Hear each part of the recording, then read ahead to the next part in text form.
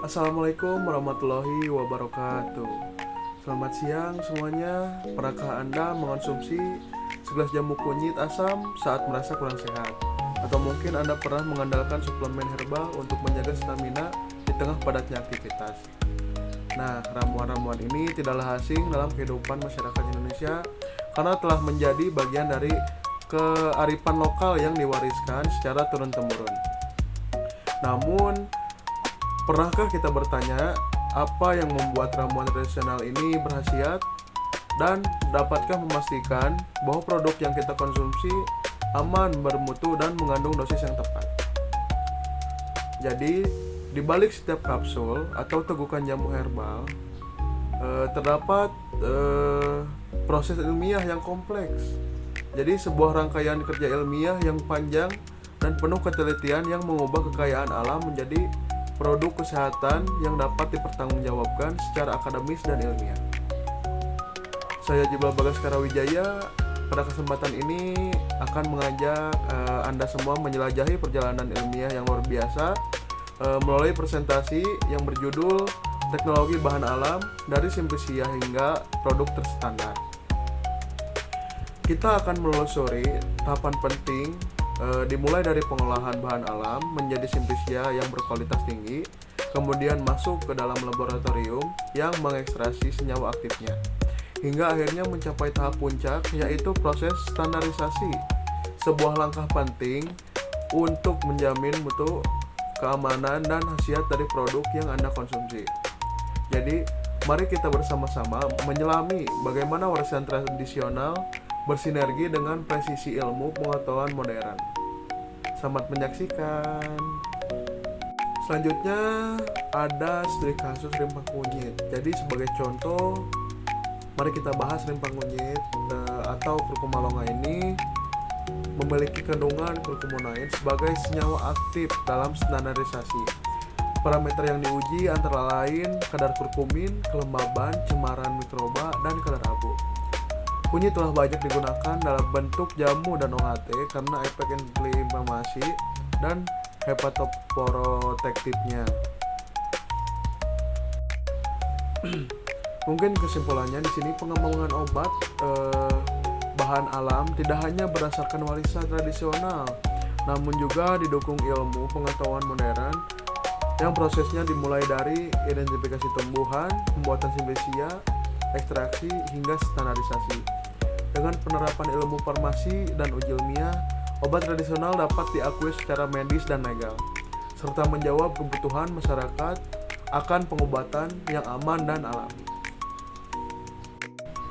Selanjutnya, agenda presentasi saya, pendahuluan dan konsep dasar yang memahami definisi landasan dan klasifikasi obat bahan alam. Selanjutnya, tahap pertama, penanganan pasca panen atau proses pengubahan tanaman obat menjadi simplisia yang berkualitas. Selanjutnya, tahap kedua, ekstraksi atau teknik untuk mengisolasi senyawa aktif dari simplisia. Selanjutnya, tahap ketiga, ada standarisasi atau konsep dan parameter untuk menjamin mutu dan keamanan produk. Selanjutnya, studi kasus, aplikasi parameter mutu pada simplisia rimpang kunyit. Yang keenam, kesimpulan. Selanjutnya ke pendahuluan dan konsep dasar. Yang pertama, landasan dan definisi. Landasan pemanfaatan bahan alam, pemanfaatan tumbuhan untuk pengobatan telah menjadi bagian dari ajaran agama dan tradisi. Allah SWT berfirman dalam Al-Quran, Quran Surat Al-An'am ayat 99 tentang penciptaan aneka tumbuh-tumbuhan seperti kurma, anggur, zaitun, dan delima sebagai tanda kebesarannya bagi orang beriman. Rasulullah SAW juga menganjurkan untuk berobat ketika sakit dengan sabdanya, setiap penyakit ada obatnya, HR Muslim. Selanjutnya, ilmu dasar. Yang pertama ada farmakognosi, yaitu ilmu tentang obat-obatan dari sumber alam. Yang kedua, kimia medisinal yang mendasari perancangan dan pengembangan obat. Yang ketiga, farmakologi, mempelajari kerja dan efek obat. Selanjutnya, penggolongan obat bahan alam di Indonesia sesuai keputusan Ketua BPOM. Obat bahan alam di Indonesia dikelompokkan menjadi 3 jenis. Yang pertama, jamu, keamanan dan khasiatnya dibuktikan berdasarkan data empiris. Contohnya seperti tolak angin, kuku bima, dan darsi. Yang selanjutnya ada obat herbal terstandar atau sering didengar dengan OHT. Jadi telah dibuktikan keamanannya dan hasilnya secara ilmiah melalui uji praklinik atau diuji pada hewan.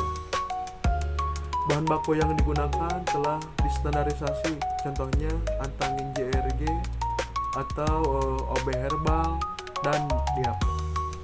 Yang terakhir ada fitofarmaka, telah dibuktikan keamanan dan khasiatnya melalui uji praklinik atau hewan dan uji klinik pada manusia. Bahan baku dan produk jadi sudah distandarisasi merupakan kasta tertinggi obat bahan alam. Contohnya Stimuno, Tensigard, dan Nodiar. Selanjutnya ada definisi simplicia dan tujuan pasca panen. Definisi simplicia adalah bahan alamiah yang digunakan sebagai obat, belum mengalami pengolahan apapun kecuali pengeringan. Tujuan pasca panen menghasilkan simplicia yang bermutu dan sesuai standar, mempertahankan kandungan aktif bahan, dan meningkatkan daya simpan nilai jual bahan. Pasca panen adalah mata rantai penting yang menghubungkan good agricultural practice dengan good manufacturing practice. Selanjutnya ada 8 tahapan proses pasca panen. Yang pertama, sortasi basah. Memilah bahan baku segar dari kotoran, bahan tanaman lain, atau bagian tanaman yang tidak diinginkan. Tujuannya adalah untuk menjamin kemurnian bahan. Yang kedua, pencucian, menghilangkan kotoran, tanah, dan mengurangi kontaminasi mikroba. Sebaiknya menggunakan air bersih yang mengalir agar kotoran tidak menempel kembali. Yang ketiga, perajangan. Mengubah ukuran bahan yang besar seperti rimpang, batang, dan akar menjadi irisan tipis. Ketebalan idealnya 3-4 mm untuk mempercepat pengeringan. Di sini perhatian, irisan terlalu tipis dapat menyebabkan keringan zat aktif, sedangkan irisan terlalu besar atau tebal memperlambat pengeringan dan beresiko ditumbuhi jamur. Yang keempat, ada pengeringan. Proses krusial untuk mengurangi kadar air simplicia hingga kurang lebih 10%. Tujuannya menghambat pertumbuhan jamur, aktivitas enzim, dan memperpanjang umur simpan. Metodenya sinar matahari langsung untuk bahan yang sensitif panas seperti daun dan bunga, atau open mesin pengering. Yang kelima, sortasi kering, memisahkan kembali benda asing atau bagian simplicia yang rusak setelah proses pengeringan. Yang keenam, pengemasan, melindungi simplicia dari kerusakan mekanik dan kontaminasi dari lingkungan seperti suhu, kelembaban, mikroba, ataupun serangga selama penyimpanan dan distribusi. Yang ketujuh, ada penyimpanan dilakukan di gudang yang bersih, kering, tertutup, dan tidak lembab dengan sistem freeze in freeze out atau disebut dengan FIFO. Dan yang terakhir, pemeriksaan mutu dilakukan saat bahan baku diterima setelah menjadi produk simplicia dan setelah disimpan untuk memastikan kualitasnya tetap terjaga sesuai standar. Nah, selanjutnya ada definisi, prinsip, dan tujuan ekstraksi. Yang pertama, definisinya adalah proses pemisahan suatu zat berdasarkan perbedaan kelarutannya terhadap dua cairan yang tidak saling larut, biasanya air dan pelarut organik. Yang kedua, ada prinsip dasarnya, like dissolve like, yang artinya senyawa polar akan larut dalam pelarut polar dan sebaliknya.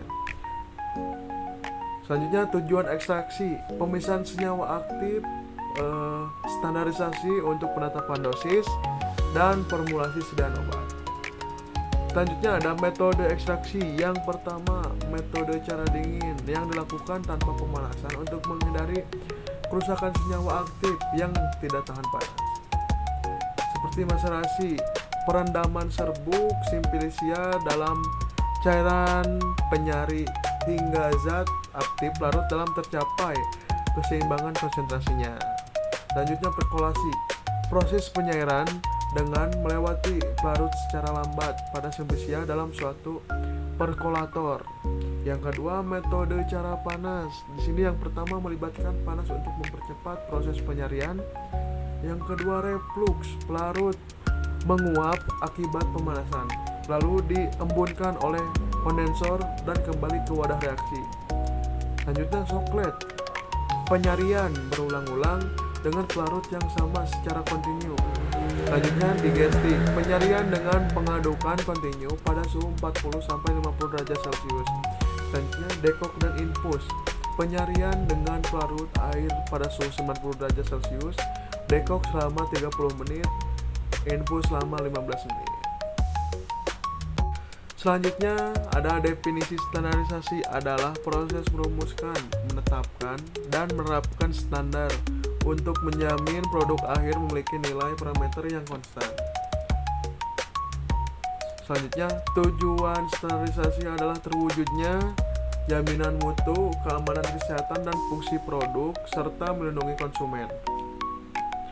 Untuk pihak terkaitnya ada produsen, penyalur, pengguna, pemerintah, dan akademisi.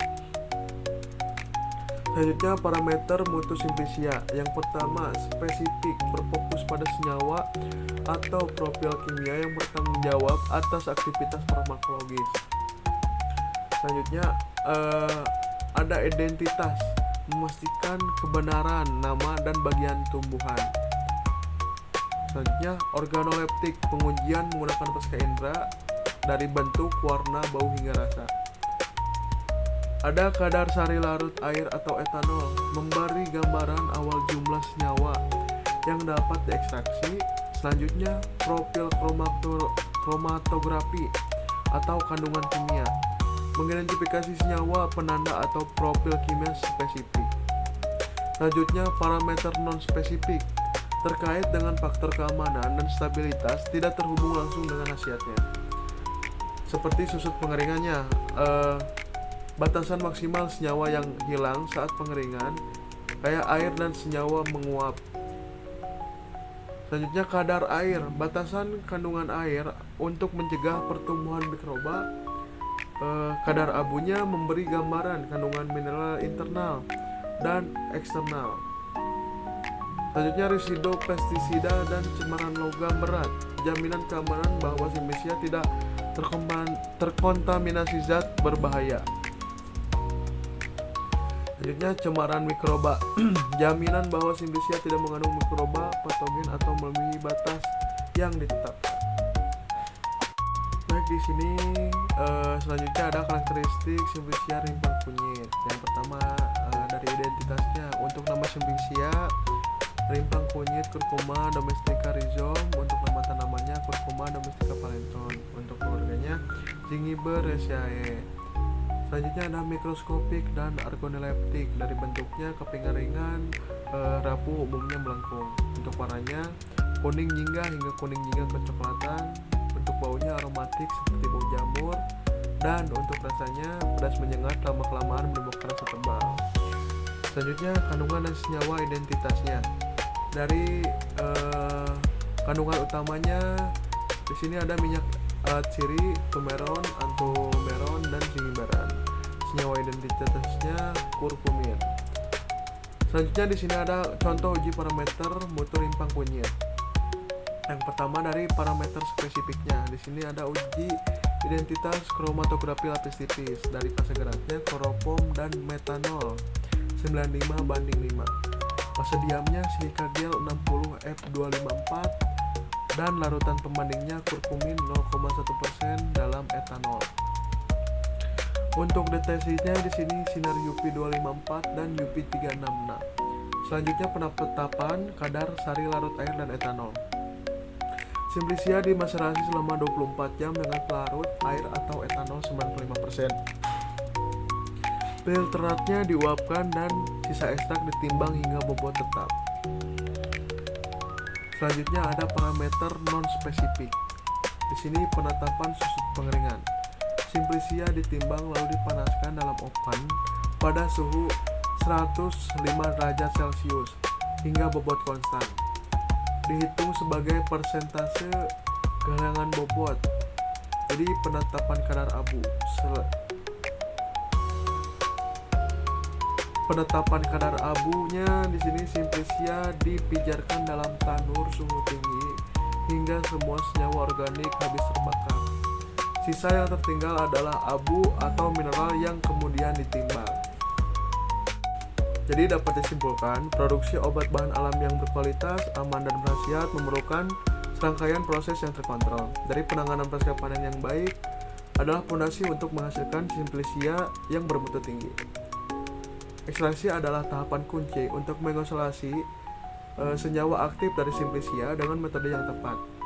Standarisasi juga melalui parameter spesifik dan non-spesifik adalah proses wajib untuk memberikan jaminan mutu dan keamanan yang membedakan antara jamu, OHT, dan pita permaka.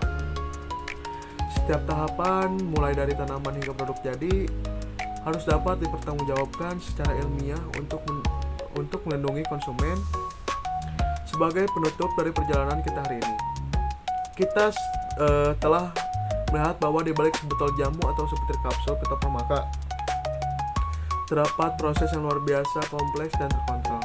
Ini bukan lagi sekedar cerita dari mulut ke mulut, ini adalah sains, mulai dari penanganan pasca panen yang cermat untuk menghasilkan Simplicia terbaik, dilanjutkan dengan metode ekstraksi yang tepat untuk menarik keluar senyawa berkhasiatnya, hingga puncaknya pada proses standarisasi yang menjadi garda terdepan, penjaminan mutu, keamanan, dan manfaat produk. Jadi apa artinya semua ini bagi kita? Ini berarti bahwa obat alam di era modern bukan lagi sekedar warisan tradisi, ia telah bertransformasi menjadi produk sains yang dapat dipertanggungjawabkan, yang membedakan mana masih berupa jamu, mana yang sudah teruji praklinis sebagai obat herbal standar, dan mana yang telah mencapai kasta tertinggi pembuktian ilmiah sebagai pita permaka. Standarisasi adalah jembatan emas yang menghubungkan kreatifan lokal nenek moyang kita dengan pembuktian ilmiah masa kini. Maka lain kali saat Anda memegang sebuah produk herbal, saya mengajak Anda untuk menjadi konsumen yang lebih cerdas. Lihatlah logonya, pahami klaimnya, karena kini Anda tahu Anda sebuah dedikasi dan ilmu pengetahuan yang panjang di setiap kemasannya. Saya Jibril Bagaskara Wijaya mengucapkan terima kasih yang sebesar-besarnya atas waktunya dan perhatian Anda. Semoga apa yang kita bahas hari ini dapat memberikan wawasan baru dan bermanfaat bagi kita semua. Untuk lebih dan kurangnya mohon maaf. Wabillahi taufiq wal hidayah. Wassalamualaikum warahmatullahi wabarakatuh.